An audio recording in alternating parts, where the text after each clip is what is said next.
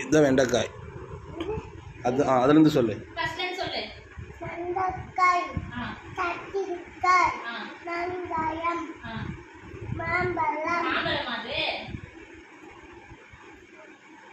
நீ டெய்லி சாப்பிடுவீ? நான் காய் எடுத்தா நீ உடனே சாப்பிடுவீ?